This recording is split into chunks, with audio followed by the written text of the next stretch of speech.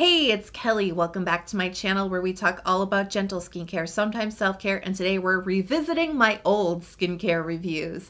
You know, I've been on YouTube for quite a few years now talking about skincare and lots of different products. And throughout the years, you know, lots have changed. I have grown as a skincare reviewer. My skin has changed. And I thought it would be interesting to revisit some of my old skincare reviews and see, have my thoughts changed about these products? I'm not just talking about products I loved. I'm also talking about products that I did not give good reviews to back in the day. I want to revisit 3 of my old skincare reviews and update you on my current thoughts. If you're so ready, give the video a big thumbs up and let's jump right in. So let's kick it off with the ENS Jung Sun Soothing Moisture Skin Essence. So my history with this product goes back to late 2018 to early 2019, like in all of 2019, maybe even a little bit of 2022. This product, you know, I absolutely loved. Gave it so many great reviews and recommended it so much. I mean, this was part of my recommendations for helping to heal your moisture barrier back in 2019. This was also part of a video where I recommended Korean skincare toners for every skin type. This was my recommendation for dehydrated skin. And yes, loved it. Like truly like a holy grail status, especially that year for me, because I think, you know, dehydrated skin. My skin was so dehydrated at the time. I was just barely, you know, coming off of healing my moisture barrier, really helping to get my skin into a much healthier and stronger state. And you know, when your barrier is broken, when it's weak, it absolutely is so much more susceptible to dehydration. And that's just like something that is like a part of my skin as it is. Like I'm just always kind of like gonna be vulnerable to dehydration. And when my barrier is weak or damaged, like obviously it's a pressing concern. This product is so hydrating. It was so comforting, so hydrating, deeply replenishing to my skin. It was very gentle for my skin at the time too. And so yeah, I was recommending it left and right in 2019. And you know, it was kind of one of those products where it's tricky to get. A very small independent Korean brand. I mean, very grassroots effort. It was available only on Amazon and only through one retailer called Think, and that's it. So let's fast forward to the present day in 2023. What do I think about it now? You know, I actually still really love and respect this product, and I am very excited that it is picking up in popularity. There have been some tweaks to the formula since I was last talking about it around early 2020. There was some changes. They actually removed the artificial fragrance that was present in the original formula. I really don't even remember it having like a heavy smell at all, but they did remove that. So this is now a fragrance-free product. And I believe that they've added in some peptides into the mix too, which is very exciting. So I did pick up the new bottle. I've been using it and I was like, oh yeah, I remember why I love this so much. You know, if I had to break it down, this product really is about providing hydration, antioxidants, and well-aging benefits to the skin. I mean, there's a lot of humectants, there's a lot of ingredients. There's a lot of humectants in here though, like glycerin, beta-glucan, we have collagen, lots of different forms of hyaluronic acid. There's a lot of antioxidants from madecassoside and an antioxidant called ID-benone, which actually is a very potent antioxidant that is known to be even more powerful, a more powerful protective antioxidant than vitamin C. You do find it in quite a few different Korean skincare products, very powerful antioxidant. There's also a lot of cell communicating well-aging ingredients in here, niacinamide and adenosine. Niacinamide helps with the tone and texture of the skin. Adenosine can help with firmness and elasticity. Then we also have 6 different peptides in here. Acetylhexapeptide 8 helps to give an immediate like lifted effect to the skin. We also have hexapeptide 9, which can help improve the depth of wrinkles. We have matrixyl, again, targeting fine lines and wrinkles, as well as palmitoyl mineral tripeptide 1. It helps to stimulate collagen on the skin. We have copper tripeptide 1, and we also have tripeptide 1. Now, this is great because these two work in synergy together to enhance the benefits. You know, copper tripeptide 1 is one of the best well-aging peptides out there that helps stimulate collagen. Tripeptide has a collagen stimulating benefit itself, but it also helps to carry the copper peptide deeper into the skin, making it more effective. So it's a really nice mix of peptides that actually do help with well-aging benefits, because, you know, sometimes they'll be like, and there's peptides, and you're like, okay, yeah, but like, what do they do? Because they don't all help with fine lines and wrinkles or stimulating collagen. So I love that the peptides really walk the walk here. But at the end of the day, I just love how this makes my skin feel. It is the best of both worlds, you know, that deep burst of hydration, that nice balancing moisture, that plumpness that just makes your skin feel so bouncy and good. You know, really great ingredients in here. It is an essence that can hydrate like a toner. It can bring a lot of benefits to the skin, just like a serum would. I mean, it is a really quality product. And like I said, I loved it back then. I really am like rediscovering my love for it now, and I'm glad more people are discovering it too, because it's available at a lot more places, and definitely a product that has earned, you know, its reputation and its success. Now for something a little bit different. This is the Skinfix Barrier Plus Triple Lipid Peptide Cream. So my original review of this product came back in 2020, and I actually did not give this a good review. I did not like this product. I was very skeptical of it, and I just did not like it at all. In fact, I have to say this is a new bottle. This is not the bottle, but this was sitting on my bedside table for years because I was desperately trying to use this up as a body cream, as a foot cream. I did not like how this felt on my face at all. And I was, you know me, I don't like to waste anything. And so I was trying desperately to use this up, and I just could not bring myself to do it because it was so unpleasant for me. I just did not like the texture of this product, that when I moved last year, I kind of like, it was like all the stuff just gets like pushed to the side. And I'm like, oh yeah, this stuff. And I was like, you know what? Let's just cut our losses. And I threw it away because I was like, it's never going to happen, Kelly. And it's probably expired. So why did I hate this? You know, back in 2020, there was really like two main reasons why this just was not my jam.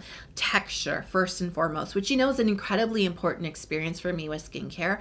I did not like the texture of this. This cream is absolutely geared towards drier skin folks. And in 2020, my skin, you know, is pretty much similar to what it is now.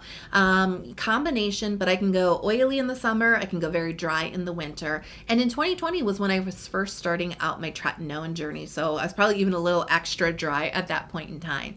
I did like the moisture levels of this. It's very buttery. It's really rich. It definitely has a high moisturization and emollient content to it. And medium, kind of closer to the heavy side, I think maybe you could argue with this one, but there's something about the occlusivity of this that really turned me off. Now, I love an occlusive cream, don't get me wrong. With dehydration, I need occlusivity to keep everything in place and to help to fight transepidermal water loss on my skin. I appreciate and love that quality where it hugs everything in, but it's a fine line for me between hugs everything in and suffocates and seals my skin off like I can't breathe. I don't like when it feels like plasticky and filmy on top of my skin, and that's how this cream felt. Moisturizing, rich for sure, but plasticky and like filmy on the top, and I did not like that at all. And I have to say, the ingredients really gave me like, maybe not red flags, but like beige flags. I was just like, hey, something's not matching up here. In the name, they say peptides, right? And when you look at the ingredients list, there's no peptides in sight at all. And I'm like, where's the peptides? Because it can't be as tricky as just saying peptides on the label, and then anybody can look at the back and say, like, hey, there's no peptides. Like, why isn't there a bigger like controversy here? So what's going on? And so as I looked deeper into their claim of peptides, I realized that they weren't using the peptides that like you and I are familiar with. They're using something called Nutrapeptide, and this is a peptide. I wanted to call it a pseudo-peptide. I don't know if that's the proper term, but they're using a peptide from a company that is actually deriving the peptide from rice bran, hydrolyzed rice bran protein. And that was really the basis really of my bad review of this product, right? I don't like the texture. I don't like it how it feels.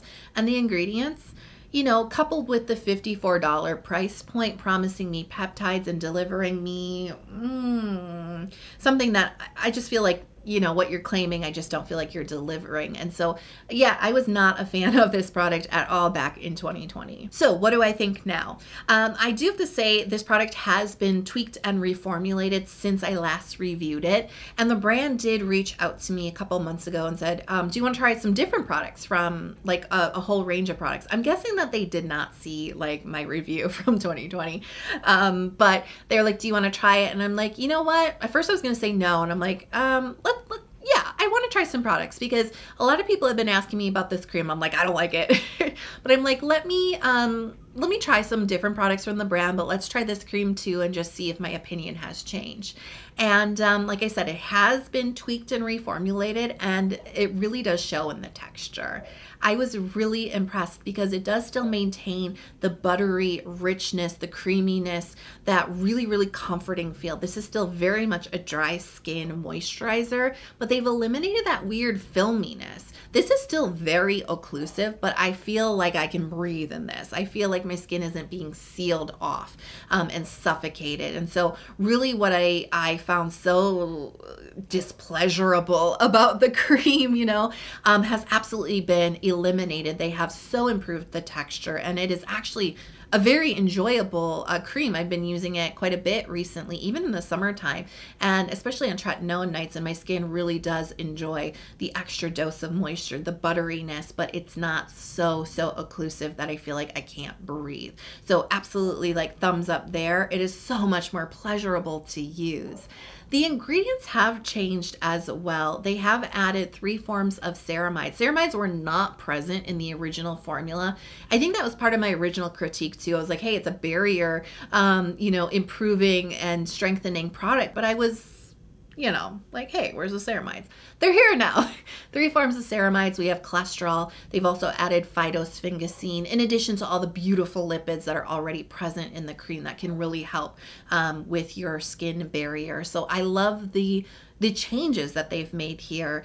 They are still claiming peptides. They are still using that Nutra-peptide blend. I am still a little bit like about it, but so many other things have been improved that make this, like I said, a very pleasurable experience, a really great dry skin moisturizer, that my opinions of this have absolutely softened, and I'm coming quite around to this product. Next, let's talk about the Beauty of Joseon Dynasty cream. Now, this is something I do have a review on my channel from 2018 about this, but I have to say I had actually been using the cream almost, not completely exclusively, but almost exclusively for about 4 years prior to that point in time.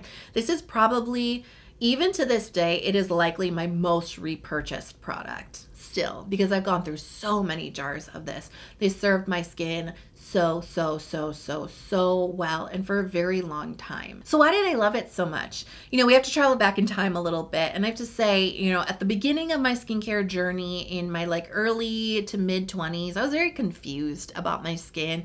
And I think, you know, that is a very transitional time in your skin in your life, but also with your skin. So I'm not going to blame myself or be harsh on myself for being confused about my skin. But, you know, in my teen years, in my early 20s, I had very oily skin. I was definitely prone to acne, definitely prone to congestion and clogged pores. That hasn't really changed, but my skin was a lot more oily at that point in time. And so I really treated my skin as very oily, and I definitely was afraid of moisture. I didn't really understand why I couldn't make it through the day, like from my morning skincare routine, washing my face first thing in the morning, and then like, you know, coming home from classes or from work or whatever. I could not get through the day without feeling like my skin was irritated and tight and really, really dry. And like all I could think about was going home to wash my face. And I never really understood why that was. And it just seemed to get progressively worse and worse and worse. And of course, the winter, I mean, like my face would go kind of red because it was so dehydrated, but I didn't even understand what that word was at the time. I didn't know what that meant. I didn't know that your skin could become dehydrated. And I did not know that like your moisture barrier existed, not at the time. And so as I got further into skincare and deeper into my K-beauty journey, and definitely like a big part of my learning experience in the early years of my skincare journey was skincare blogs. As I started to get more into that and really starting to take in the viewpoints and the journeys of others, I started to find out what dehydrated skin was. I started to learn very little bit about the moisture barrier. And so one of my favorite dehydrated skin bloggers at the time was like, hey, I just found this new cream. It's so amazing. It's this really underground like K-beauty brand, Beauty of Joseon. Like you got to order it from Korea. It's like not easily accessible, but it's so worth it. And I was like, I'm going to get my hands on this cream because like this person has never steered me wrong, right? And so I, had to wait a super long time for my order, finally got it, and like, it was amazing because it is a cream that like, it was a really nice kind of stepping point from like all the gel creams that I was using to like all the thicker moisturizers I use now. It's a nice in-between type of cream. It has hydration, it has a lightness to it. It's not heavy and overwhelming on the skin, but it's just got that right amount of moisture to balance the skin. That's what I was missing in my routine, was balance. My skin was so imbalanced and nothing in my routine was helping to correct that. And so that moisture that this cream provided was just enough. It also had ceramides in it, which was not something I was building into my routine at the time. Now, having so much more knowledge of self, I really know that like my body needs to be supplemented with ceramides. And so this was a huge revelation for my skin and for myself, right? This served me so, so well, but it's not appropriate for my skin anymore. It's just not enough moisture. It's not enough occlusivity for where I'm at right now. This is still something that I do recommend quite a bit though, for those who do suffer with dehydration, for those who have very classically combination skin, you're not leaning more dry, you're gonna really like this cream. I think it is so, so good.